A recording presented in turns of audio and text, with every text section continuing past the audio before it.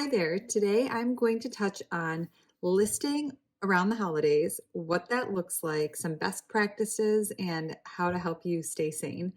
So, we have a lot of listings that come up or around the holidays. People still sell, even in November and December, believe it or not, and people still buy. So, what does that look like?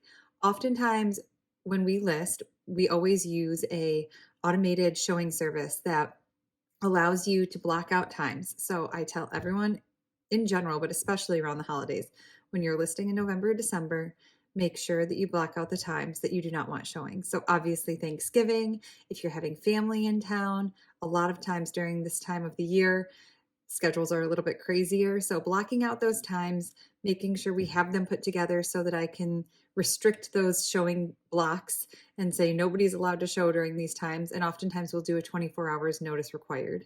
That happens even, those things happen even in the off times of the year, but especially around the holidays. It's very important and it saves everyone time and sanity to know you're not going to get a last minute showing request the day before Thanksgiving or on Black Friday or on Christmas or the week of Christmas. So the other piece is that the week of Thanksgiving and the week of Christmas are always slow.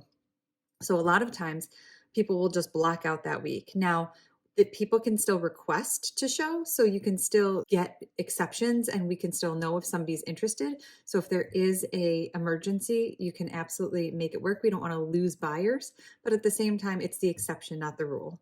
So those are some showing strategies when listing your house, what that looks like in terms of making a crazy holiday schedule work. On the other side, because there are three aspects to this, there are the showings, there's the actual upkeep of the house around the holidays and what that looks like. And then there's the closing, if you're closing around that time. So, with the upkeep of the house around the holidays, I always recommend embrace the holidays.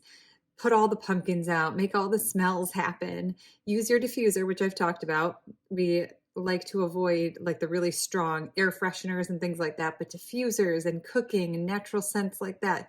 People always talk about the sourdough bread and the cookies. Embrace those smells in these seasons and use them to our advantage when it comes to listing the house. So, like I said, decorate. Less is more. I always say that we don't want to clutter the house. We don't want to make the walls and the outsides look busy because we don't want to take away from the house, but you want to bring out the best parts. So if that front door that you just painted, you want to make it pop, put those nice decorations right around the door and decorate the door so that people notice that. And same with the walkway, putting up some really nice decorations to just make that walkway pop as they're walking up to the door and right when they walk in, having those smells, whether it's through a diffuser or, like I said, through some natural cooking. Embrace that initial walk up to the house and in and really capture them with that time of year. The last piece is if you are closing in December, if you get a contract in December, what that looks like. So during this time of year, people still close the week of Christmas or the week after Christmas, and same with Thanksgiving, and that can look a little chaotic at times. And so people will ask, well, we don't want to close the day after Christmas or the day before Christmas. We have pre and post possession for a reason.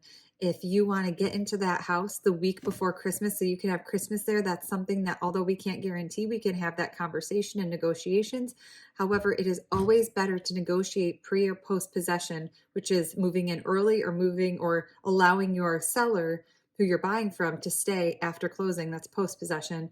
But having those conversations is always so important when we're doing negotiations because that gets that conversation started early and it gets it in the contract so that we can know what to expect as we're moving forward.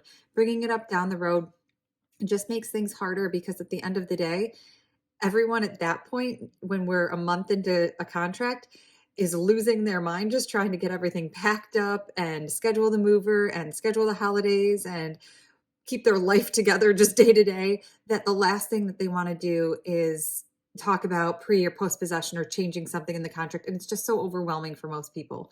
So having that conversation early when we're scheduling is so important and is definitely a game changer around the holidays. If you can either allow someone to stay a little bit longer or get into that house a little bit early. I hope that helps. As always, feel free to reach out with any questions. We'd love to help.